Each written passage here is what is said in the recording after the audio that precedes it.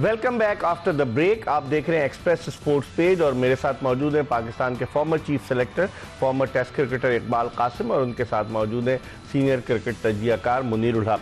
Break पर जाने से कबल हम डोमेस्टिक क्रिकेट की बात कर रहे थे। इकबाल कासिम साहब, आपने एक तवील अरसे तक डोमेस्टिक क्रिकेट खेली है।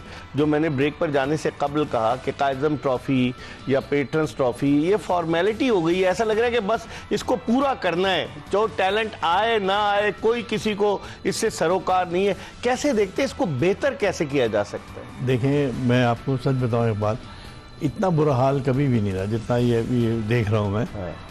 इससे पहले जनरल तौकीर के वक्त से निकाल के चलते हैं हम तो हमारे जूनियर लेवल पे अंडर 16 और अंडर 14 से स्टार्ट होता था। हमारे अंडर 14 के टूर्नामेंट्स होते थे, पीसीबी वाले कराते थे, उससे सारा रिकॉर्ड आ जाता था बच्चों का। 16 में भी आ जाते थे वो रिकॉर्ड, तो फिर ये सारा का सारा जो रिकॉर्ड अंडर 19 के लिए काम आता था।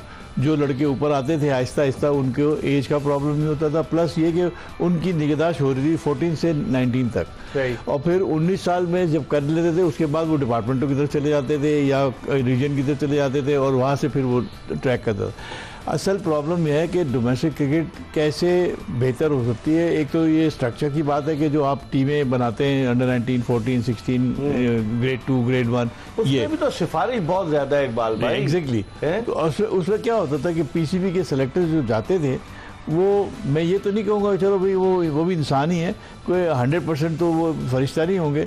90% टीम आपकी बहुत अच्छी बनती थी, लड़के जो टैलेंटेड होते थे।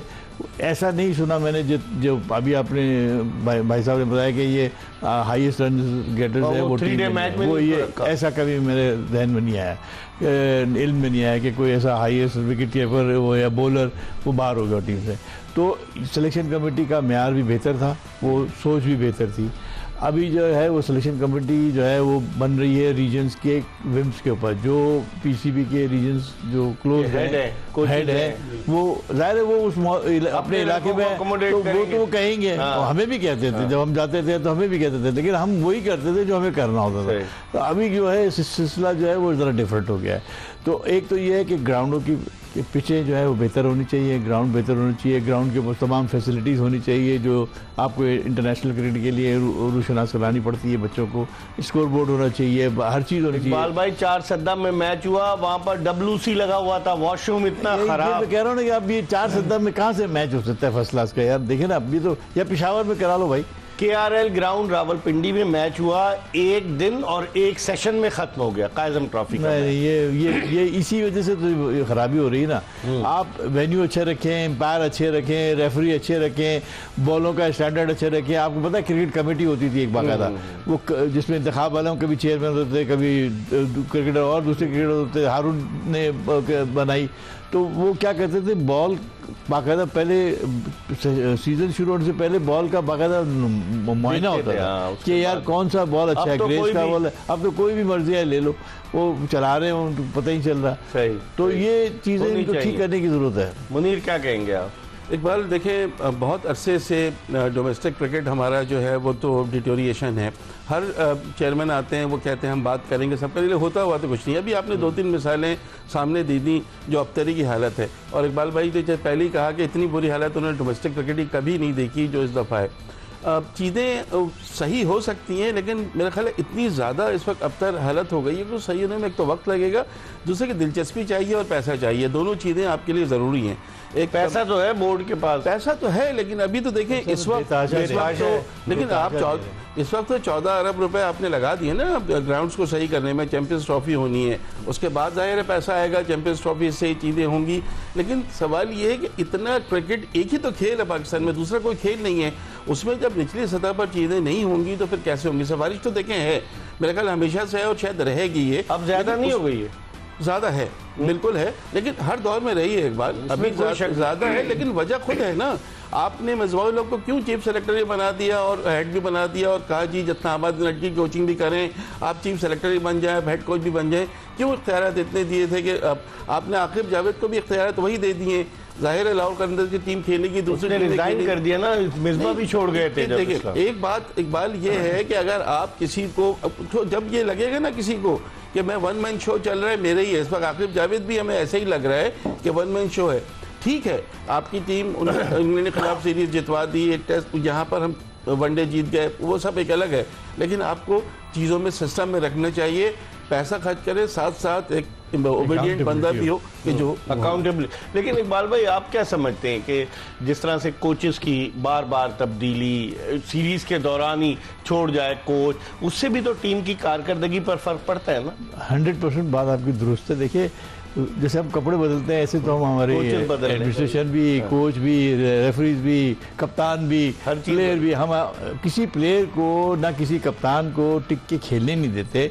भाई देखिए, हमारा सिस्टम कोई चीज़ प्रोड्यूस नहीं करता है, ना कप्तान प्रोड्यूस करता है, ना स्पिनर प्रोड्यूस करता है, ना फास्ट बॉलर प्रोड्यूस। हमको ला के कराना पड़ता है, या तो अकेडमी में ट्रेन करना पड़ता है, या फर्स्ट क्लास क्रिकेट के ऊपर ज़्यादा ध्यान दे के करना पड़ता है, खिला के, या साइड मैचेस खिला के आपको उनको तैयार करना पड़ता है। जब कहीं जाके मैंने देखा है कि प्लेयर बनते हैं, ऐसे तो नहीं एक दिन में तो नहीं बन जाते। हम क्या कर रहे हैं कि हम अभी आजकल नया फैशन शुरू हो गया कि बस एक वो T20 में किसी ने अच्छा किया है तो उसको उठा के वनडे में खिला दो, वनडे में कोई अच्छा किया तो उसको उठा के टेस्ट खिला दो। ऐसे नहीं होना चाहिए। देखिए, उसकी फिटनेस का भी हाल देखिए, नसीम शाह को आपने खिलाया, अब वो अनफिट हो गया। आप देखिए, हमारा एसेट्स है ना, खराब हो गया ना। वो हसन लड़का था हैदराबाद वाला, उसको बड़ी मुश्किल, मोहम्मद हसन 2-3 साल उसका भी ज़ाया हो गए। अब कहीं आया तो अभी उसका रिदम थोड़ा ठीक हो रहा है, मगर उसमें ध्यान ही नहीं बात करें मोहम्मद हसनैन की बात करें तो उसमें ध्यान ही नहीं देते। भाई, ये हसनैन हुआ, ये नसीम शाह हुए, ये आपके एसेट्स, इनको संभालो बाबा, इनको ध्यान रखो, इनका ख्याल करो। ये अगर आप ये भटक गए तो आप कहाँ जाएंगे? आपके पास इतनी पोटेंशियल लाइन इतनी नहीं है, आ रहे हैं लेकिन वो रॉ है। आप एकदम खिला देते हो, आपने मूसा को खिला दिया, ईसा को खिला दिया, किसी को खिला दिया, पता ही चला किधर गए, है ना? वो तो ये बॉलिंग कोच क्रेडिट लेने के लिए खिला रहा नहीं, बॉलिंग कोच तो क्रेडिट लेता है, मगर हमारा पाकिस्तान का तो हालत खराब कर देते ना। जो रनिंग प्लेयर होता है उसको अंडर प्रेशर कर देते हैं आप, 2 प्लेयर ला के, तो वो कहता है यार ये फास्ट बॉलर आ गया, अब मेरी तो, अब वो उसकी ना रिदम भी गया, बॉलिंग भी गया। खेलने दें, आपके कहने का मकसद है एक सेट ऑफ प्लेयर्स को खेलने दें। मुनीर, मूसा खान के बारे में तो मैं आपको बताऊं, आपको याद होगा जब मिसबाहुल हक थे तो उनको कैंप में रखा जाता था, कहा जाता है टीम के साथ, क्योंकि इस्लामाबाद यूनाइटेड से उनका ताल्लुक था। ठीक है, उसके बाद फिर ये वो गायब हुए, तो फिर ये अब चूंकि कि इन्होंने परफॉर्मेंस दी है, सेकंड बेस्ट बॉलर रहे हैं मूसा खान, तो उसकी वजह से उनको 3-डे टीम में लिया है। लेकिन हमारे यहाँ क्या होता है, लड़का क्यों गायब हो जाता है, आता है चला जाता है? आप बताएं ना इसकी। यही वजह है इकबाल, यही वजह है कि जो अब हाथ होगा सर पे तो रहेगा, वरना फिर हसनैन ने अपने पैसों से इलाज कराया इंग्लैंड जाके, और वो बेहतरीन बॉलर बना था वहाँ चैंपियंस कप में, मैन ऑफ द टूर्नामेंट। उसी वजह से आपने उसको लिया ना। तो लेकिन आपको खिलाते कहाँ थे उसको? नहीं खिला रहे, वनडे में भी खिलाया, वो आगे पीछे। बिल्कुल सही बात है, हालांकि नेचुरल स्पीड है जो मैंने कहा था कि किलोमीटर और मोहम्मद शमी नेचुरल तेज बॉलर है कि जिनकी होती है वो चीजें हैं। अब आजकल मैंने अभी हम ऑफ द रिकॉर्ड बात कर रहे थे, बांग्लादेश प्रीमियर लीग में 140 प्लस बॉलिंग कर रहे हैं शाहीन शाह अफरीदी, वहां जान मार रहे हैं। ये जान इनको यहाँ मारनी चाहिए, तो फिर अकाउंटेबिलिटी भी तो होगी ना। फ्रेंचाइज नहीं पूछेगी कि भाई आपको हमने इतने पैसे दिए तो आप किस लिए क्या कर रहे हैं। बिल्कुल, इस पर हम मजीद बात करेंगे। हम एक ब्रेक की तरफ बढ़ रहे हैं और ब्रेक के बाद इकबाल कासिम से गुफ्तगू के सिलसिले का आगाज करेंगे। कहीं जाएगा नहीं, stay tuned to Express news.